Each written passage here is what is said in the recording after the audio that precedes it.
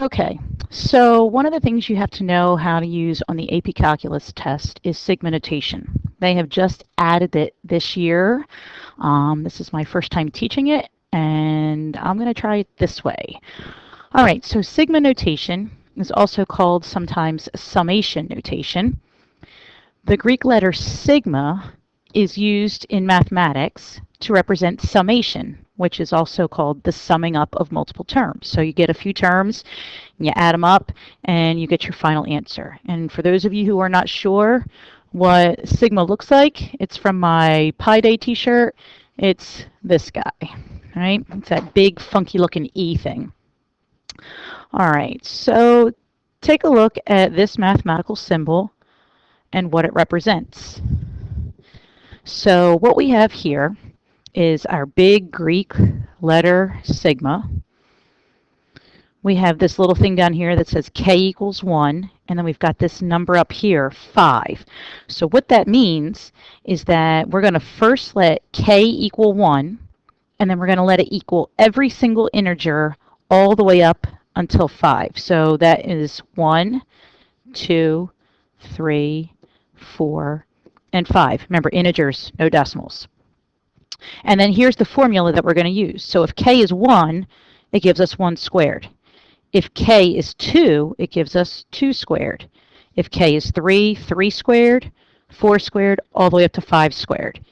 And then we add them up. So 1 plus 4 plus 9 plus 16 plus 25 gives us our grand total of 55. Can't get rid of my screen here. Boop. There we go. So in general, if m and n are integers, there's that key phrase there, integers. That's important. They have to be integers. And m is less than or equal to n. So in other words, this bottom number has to be smaller than this top number. You couldn't say from k equals 5 to 0. Then we've got this function, whatever the function is based on k. Notice it's not an x, so f is a function of k, not a function of x. So that mathematical symbol represents the sum, that's why it's called summation notation, of all terms f of k as k runs or starts from m all the way up to n. M and n are called the lower and upper limits of summation, respectively. So m is the lower and n is the upper limit. And k is called the index of summation. Just so you know, you can use other letters such in place of k. You can use I, you can use j, but k, I, and j are the most often used letters for sigma notation. Okay, so let's try a couple of these examples here.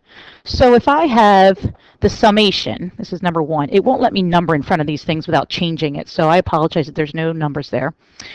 We have the summation from k equals 4 to 8 of k cubed, which means that we're going to let k start at 4 and hit every integer up until we get to 8, because that's my upper limit of summation. And notice that I am cubing it. So I'm going to get 4 cubed plus 5 cubed plus 6 cubed plus 7 cubed plus 8 cubed. Now, I don't know about you guys, but I don't know all of those numbers off the top of my head, so I would turn to my calculator at that point, and I would put in, well, I happen to know 4 cubed is 64, and I know that 5 cubed is 125, and I know that 6 cubed is 216. I think this 7 cubed is 343, and I'm not real sure about 8. So plus 7 cubed, plus 8 cubed, or you could put them all in like this into your calculator, and you should get a final answer of 1,260. Okay, so again, it's called summation notation because we are summing up each individual value to get a final answer. All right, let's skip on down here to example number 2. So now I am letting I, notice I'm using I instead of k, I is going to run from 1 all the way up to 5. So that's 1, 2, 3, 4, and 5. And here's the function that I'm dealing with. So it becomes 2 times 1, which is 2, and I'm done with the 1. 2 times 2, which is 4, and I'm done with the 2. 2 times 3, which is 6, and I'm done with the 3.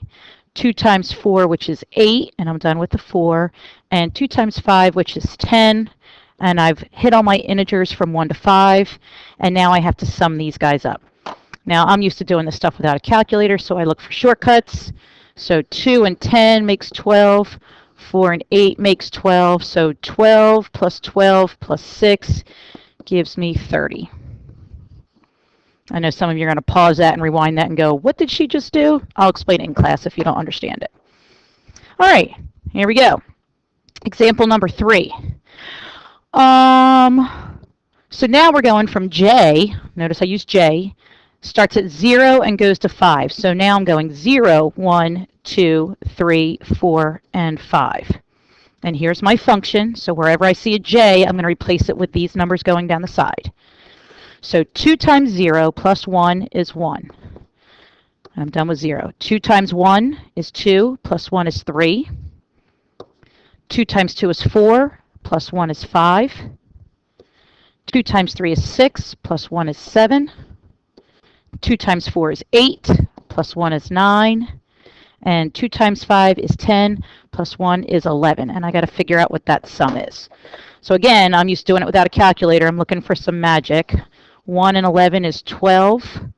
3 and 9 is 12. 5 and 7 is 12. So that's 3 12s, which is 36. You can go back and rewatch it if you want. I would if I was just seeing that for the first time. Okay. Let's take a look at this one. So now, this is what, example 4? We're going from -3. So nobody ever said that the index of, or the limits of summation could not be negative. We can definitely have negative numbers here. We're going to start at -3 and go up to 1. So that's -3, -2, -1, 0, and 1. Don't skip 0. So we get -3 cubed plus -2 cubed plus -1 cubed plus 0 cubed plus 1 cubed. And I got to figure out what that is.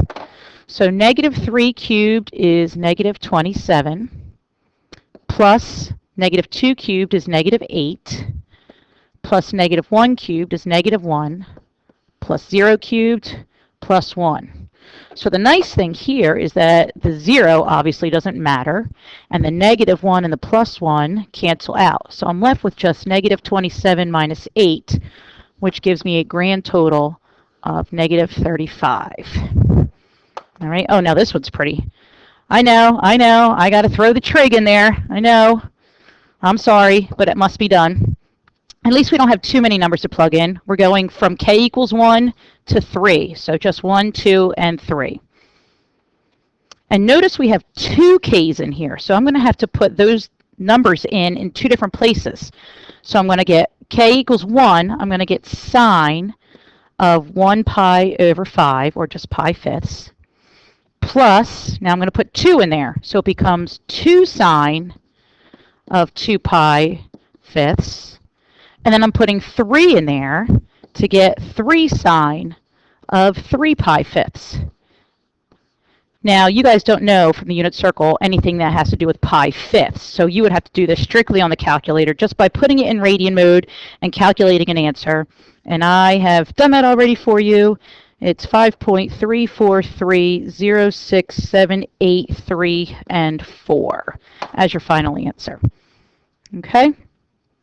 And of course, if we were doing this on the AP exam, that would be acceptable, but we could also give them just the first 3 decimal places. Uh-oh, my classroom lights just went off. There we go. All righty. So moving right along. I've got my recording thing is in my way, so let's move that out of the way for right now.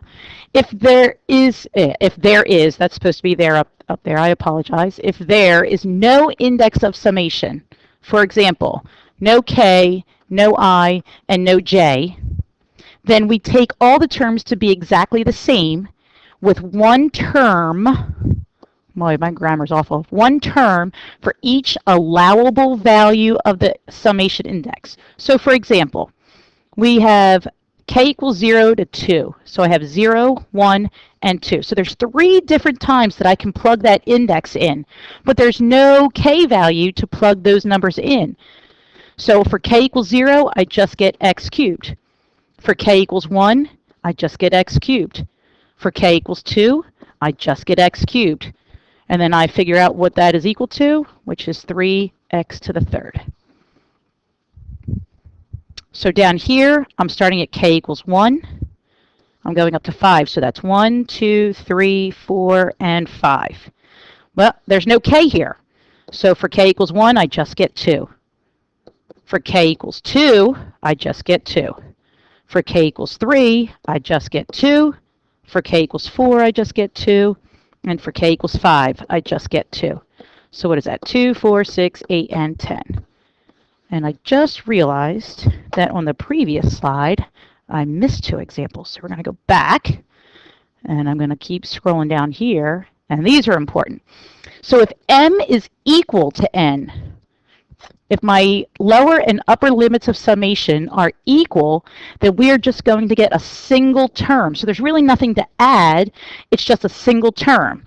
So for example, from k equals 2 to 2, that just means k is equal to 2. So I get 2 cubed, and I get a final answer of 8. This guy down here, I'm going from -5 to -5. So that means that k can only equal -5. And I would do 5 times -5 and get -25. Okay? All right, sorry, I didn't mean to skip those guys. Okay, so we talked about if there is no index of summation. Let me make sure I'm not missing anything down here. I think I am. So here's 2 properties of sums. Technically, it's 3, but I scrunched 2 together in the second one here. So basically, what this guy says is that if you have a function of k, I could have called this c times f of k if I wanted to, but I have some constant multiplied by the function of k, I'm allowed to pull the constant out in front, kind of like we can do with integrals. I'm allowed to pull that constant out in front, figure out what the answer is, and then multiply the c back into the answer after I've done all the legwork. And the second property, notice it has 2 functions added or subtracted here. I could have called it f of k and plus or minus g of k. I just got these out of the book, and now that I'm looking at them, I realize f of k plus or minus g of k might have made more sense to you guys. So you might want to write these guys in there. So basically, again, just like derivatives and integrals, as long as they are separated by a plus sign or a minus sign, all right, this is getting to be a hot mess in here. As long as they are separated by a plus sign or minus sign, you can split it up into 2 separate summations, find the answer to each of them, and then go back and either add them or subtract them according to what was in the original problem.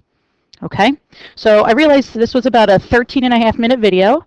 I hope that basic summation makes sense to you, and if we have some time in class, we can go back and revisit some of it. But after my next video, I will give you some practice problems that you can try. Okay?